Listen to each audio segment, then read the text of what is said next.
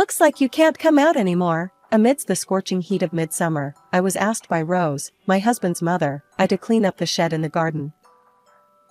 Although it should have been new, when I peered inside the shed, I found various items scattered around like health equipment my Rose had bought, and old cat toys that were no longer used.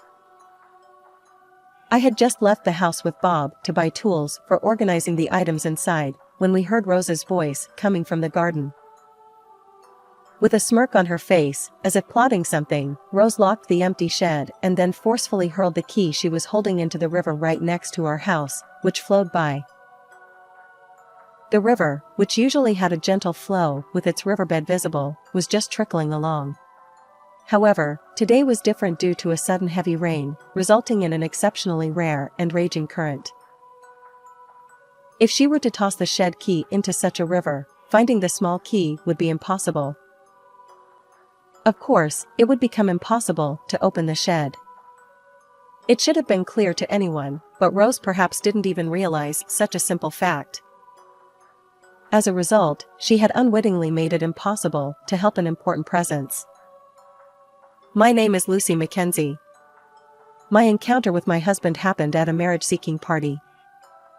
Having crossed the age of 40, I had already given up on the idea of marriage, thinking it was too late for me. Even so, unable to ignore my persistent parents' pleas, I reluctantly decided to join the marriage-seeking party, even though I found it troublesome. The event I attended was a gathering of slightly older men and women, targeted towards a more mature age group. The party was attended by people who were, like me, contemplating whether marriage was still a viable option, as well as those who hadn't given up on the idea of marriage and were still actively seeking it. Even though the event was centered around the premise of marriage, the presence of parents added a slightly awkward dimension. As the party kicked off, various activities were organized, and the venue began to buzz with excitement. Unable to blend into such an atmosphere, I retreated to a corner of the venue and started drinking alone. Just then, a man who seemed to be similarly struggling to fit in with the party's atmosphere approached me. This man turned out to be Bob, who would later become my husband. Initially, our interaction was limited to formal greetings, but as time passed, we discovered shared interests that led to engaging conversations. We lost track of time and had such an enjoyable time together. The topic that sparked the most enthusiasm in our conversation with Bob was our mutual love for animals, especially cats. The shared experience of having cats as pets back home became a strong connection that bridged the gap between us. After the party ended, we exchanged brief greetings with each other's parents. However, at that moment, Rose didn't seem very pleased when she looked at me. I assumed that she was probably just observing the type of woman who might become her daughter-in-law, so I didn't pay it much attention. Our relationship progressed smoothly, and eventually, we decided to get married. However, when we made this decision, Rose came up with the idea. Well, in that case, wouldn't it be better for us to live together? So, my husband's parents had their house with a garden remodeled into a two-family home, and we ended up living together. The reason for living together was that Rose wasn't skilled at household chores, so she probably wanted to offload all the household responsibilities onto me. I recognized this, but since I was adept at housework, it didn't bother me much. Subsequently, there were times when we struggled with the inability to have children. However, Bob's kindness and care for me helped us navigate through those moments, allowing us to live our lives without significant worry. Even though I've been living with my husband's parents, there's something that has been bothering me. It's Rose's soliloquies. Rose's soliloquies aren't your typical, everyday mutterings. They're louder than usual for mere soliloquies, and they often carry a hint of subtle sarcasm in their content. Even Bob understands that Rose's soliloquies are just her usual behavior. Here we go again. Sighing and feeling exasperated with the situation, we were both troubled by Rose's soliloquies. But as time passed and we continued living together, these soliloquies gradually transformed into something more than just casual mutterings. After several months of living together, Rose suddenly started addressing a cat she was holding in her arms. I'd like to see the face of my grandchild too, in an audible voice. It was a deliberate soliloquy that sounded quite contrived.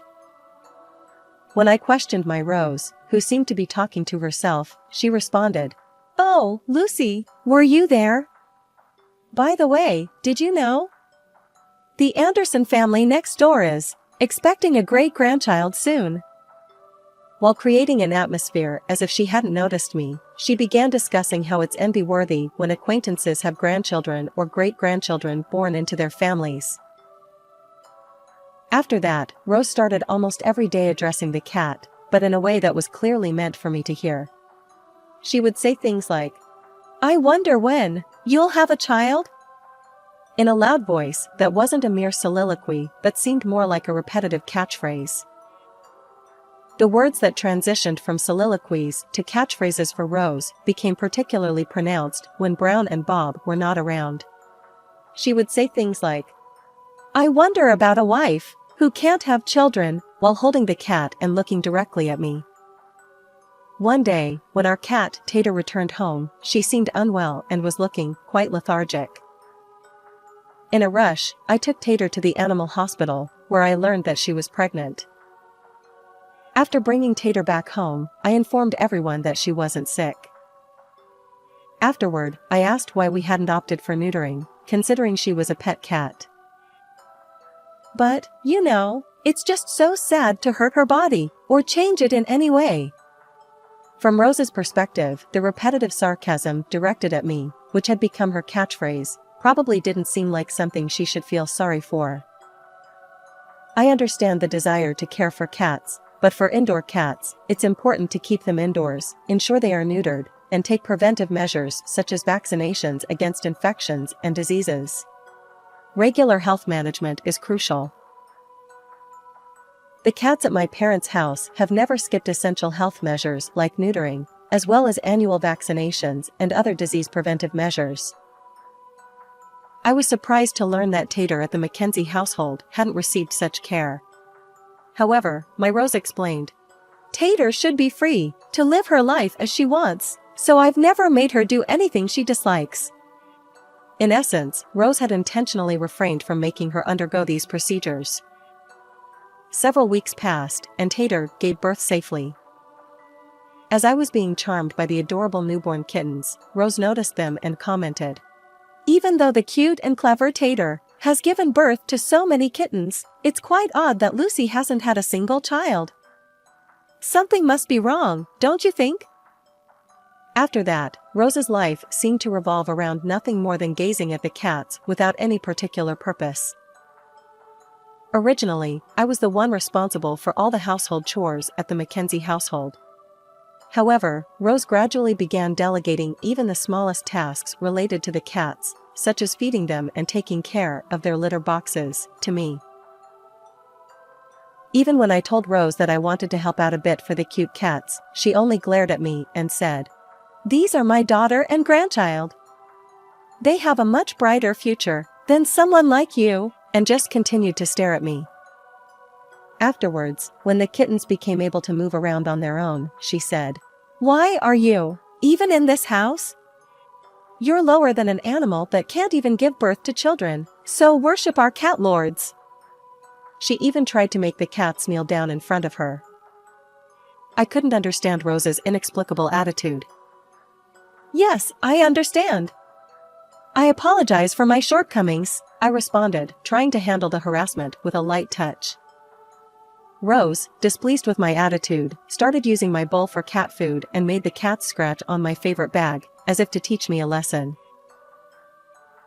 On a scorching hot day, as I was bothered by the overgrown weeds, I was doing some weeding in the garden when Rose, surprisingly, approached me and started talking.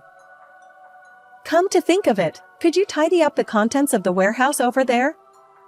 Rose asked, and as I opened the door of the new shed that had been placed in the garden, I found a pile of unused fitness equipment haphazardly stacked inside.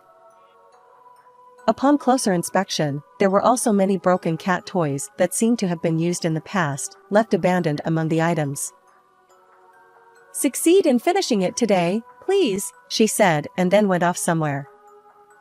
Surely, it must mean that since Brown is returning home late today, I should have it done before he comes back. However, the items inside the warehouse were quite numerous, and it was impossible to finish in just one day. Rose must have known this when she asked me to do it. I took the items that had been haphazardly packed inside the warehouse out to the open space, but as expected, the quantity was impossible to finish easily. At that point, I decided to seek help from Bob. "I have some time right now, so I'll head over there right away." Bob, who readily agreed to help, didn't seem to anticipate that the contents of the garden shed would be in such a terrible state. Giving up on the idea of sorting things out easily, we decided to follow Bob's suggestion. We headed to the home improvement store to buy tools for cleaning up the inside of the warehouse. Just before getting into the car driven by my husband, I heard Rose's voice coming from the garden. "Looks like you can't come out anymore." At that moment, I didn't understand what Rose was talking about. Thinking it was probably just her usual muttering, I decided not to pay it any mind and went shopping without worrying about it. When we arrived at the home improvement store, Bob was enthusiastic about remodeling the inside of the warehouse. Although we had been told that it would be best to finish cleaning up before Brown returned, Bob was loading items onto the shopping cart one after another. In addition to shelves like the colored boxes, Bob's meticulous shopping included boards and lumber. There were more items than anticipated, and it took longer than planned. Not only did we fill up the trunk of the car, but we also used the rear seats to accommodate the numerous tools we bought. As we returned home, we could hear Rose's voice coming from inside the house. "Tater! Tater! Where are you?" As I opened the front door, Rose looked at me with a puzzled expression on her face. "I'm back now." Rose? Is something the matter?" I tried speaking to her, but Rose just stared at me with a gaze as if she were seeing a ghost. She didn't say anything in response. "What's the matter?" When I asked again, Rose responded with a bewildering answer. "You! Why are you here?" I explained that I had gone shopping with Bob to clean up the contents of the warehouse. However, Rose, for some reason finding it puzzling, still seemed unable to grasp the situation. After pondering for a moment with a troubled expression, she asked with a skeptical look. "I remember locking the door properly, so why are you? Who should be inside here? There's no way you could have gotten outside," she said, and suddenly stared at me, fixing her gaze intensely. "What are you talking about?" Rose, with a look that indicated she didn't understand my question, kept repeating the same sort of thing over and over again. "This is strange. I locked the warehouse door, so there's no way you could have gone outside." No matter how you look at it, the one who is acting strangely is clearly Rose. Bob and I went to check the warehouse together, and to our surprise, the door to the warehouse, which should have been open before we left, was now closed. And when I listened carefully inside the locked warehouse, I could faintly hear some sounds. Meow, meow. As I strained ears, I could hear the meowing of a cat and the scratching sound of a door coming from inside the warehouse. "Hey! There's a cat trapped in there!" When Bob shouted loudly, Rose, her face turning pale, rushed out into the yard in a state of panic. The warehouse door was locked and wouldn't open. Bob tried various things to remove the door, but there was no way the newly purchased warehouse door would come off easily. "Mom, where's the key to the warehouse?" As Bob panicked, he shouted to Rose. Rose doesn't respond properly and no answer comes back. Desperately searching for a way to open the warehouse, I looked around. And then I realized that Rose, who was struggling to speak, had been staring at the river that flowed alongside the house all this time. This small river right next to the house usually had just a small trickle of water flowing, often revealing the riverbed. However, today was an exception. Due to the recent spate of sudden heavy rain caused by the heat, the water level had risen dramatically. The usually calm stream had turned into a rapid torrent of gray water carrying debris and sediment from the mountains. Rose, did you throw the warehouse key into that river? I asked, and Rose, trembling, nodded slightly in response. If she had thrown a small key into such a raging river, it would be impossible to find it now. Without the key, there was no way to open the warehouse immediately. Why would you do something like that? Rose! Don't you have a spare key? My panicked Rose was pulling out items one by one from the living room shelves and turning them over. At this rate, even if a spare key was found, it might get lost again in the cluttered room, becoming even harder to find. There's no other choice but to break open the warehouse. Bob, struck by an idea from my words, drove off somewhere and returned with a large crowbar. As Bob forcefully broke open the door and peered inside, there lay a cat that had become limp and motionless, seemingly exhausted. Inside the now unopenable warehouse, there was Tater, the beloved cat of the Mackenzie family, trapped. Tater had been dearly cherished by everyone in the family. As the door was broken open, Rose rushed out to the yard, scooped up Tater in her arms, and burst into loud sobs. And then, surprisingly, Rose suddenly exclaimed, "Ethel. Why? You were supposed to be in there. Return Tater. Give me back my precious daughter."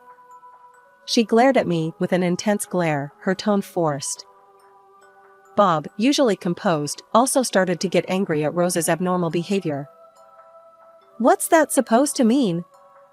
Isn't it your fault, Mom? First of all, you were trying to trap Lucy. Even if it was a matter of life and death, you're saying it wouldn't have been a problem if Lucy was the one trapped inside? Locked inside the warehouse with no windows in this scorching heat, being left alone for over 2 hours would put anyone's life in danger, let alone a human. For a small creature like a cat, the risk was even higher. However, Rose, who didn't feel guilty about what she had done, started to counter with reverse anger, as if piling on. It's only natural. A woman who can't bear children, who can't fulfill her duty as a daughter-in-law, is not needed, she exclaimed.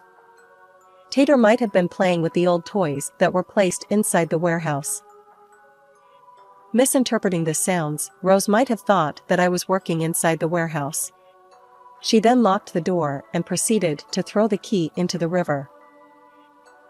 Tears streaming down her face, Rose was holding the limp cat, its eyes rolled back and froth at its mouth, in her arms.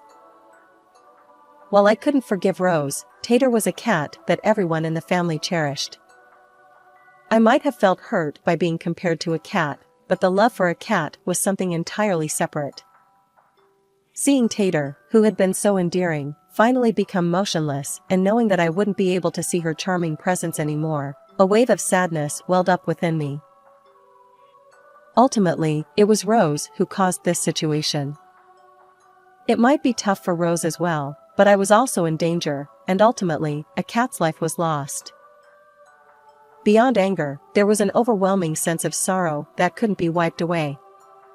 Returning home earlier than planned, Brown rushed to the yard upon hearing the voices of people shouting. "What on earth is going on? What happened, Mom?" Brown asked, concerned. Rose was crying out while holding the cat in her arms. Bob was staring at Rose with an exasperated expression. Unable to comprehend Rose's side of the story, I said, "I'm sorry, Brown. Please ask Rose about it," and pointed at Rose and the cat. Then, after giving me another glare, Rose tearfully conveyed the shocking incident to Brown.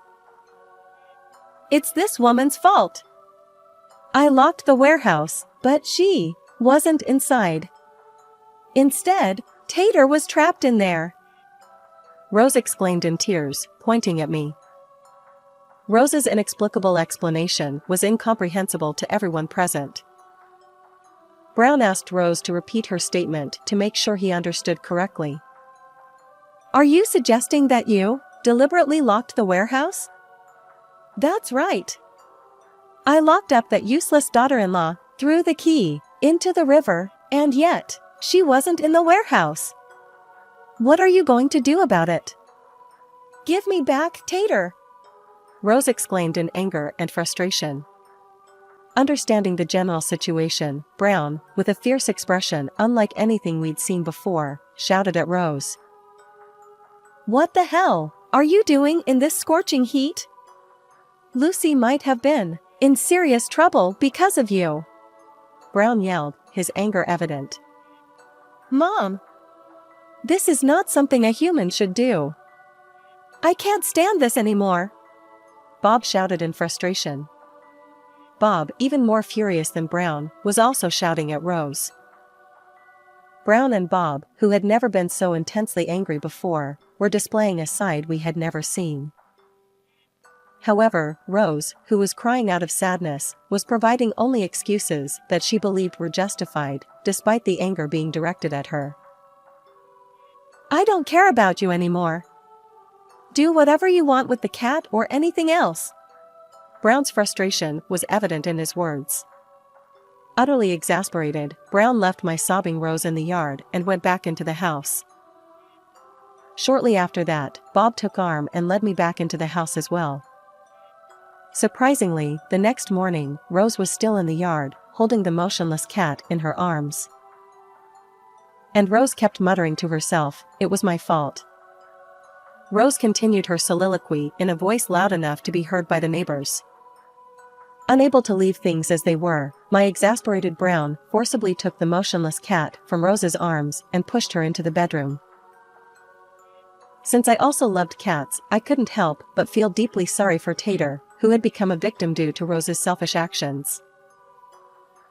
First, I piled up some soil to create a simple small mound resembling a grave for Tater.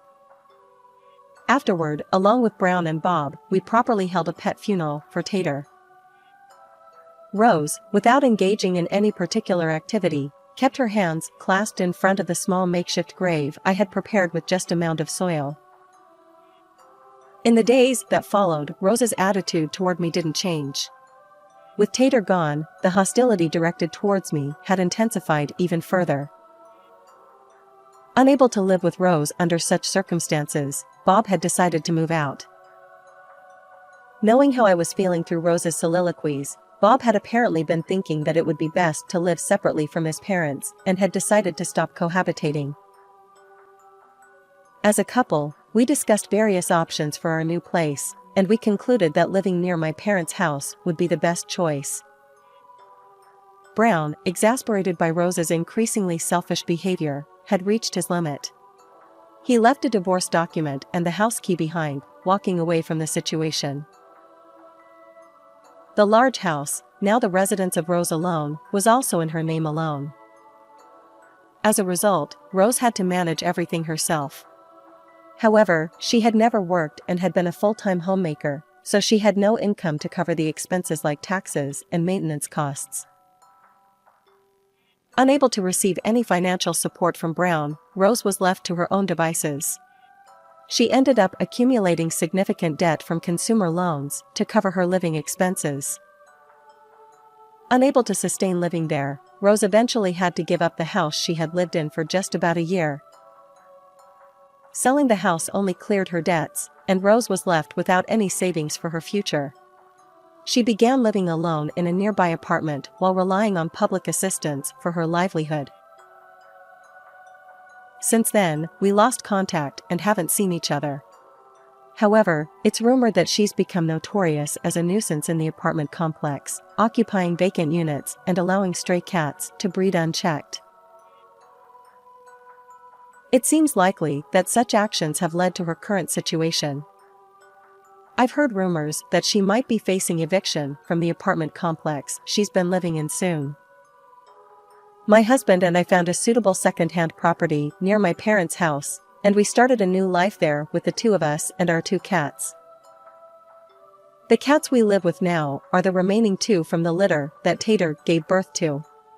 We couldn't find anyone in the neighborhood to adopt them, so they stayed with us. I cherished the 2 cats as if they were my own children.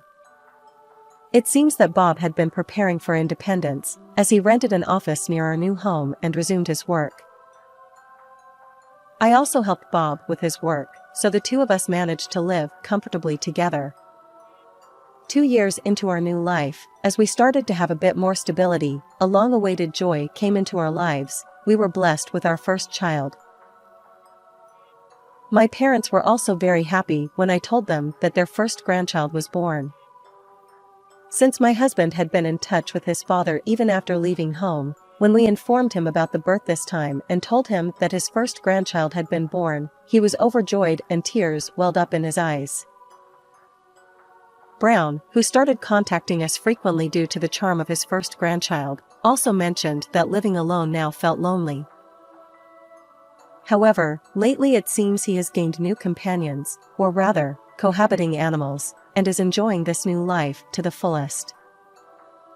By the way, Brown actually loves dogs more than cats, and he is currently living with one dog as his companion.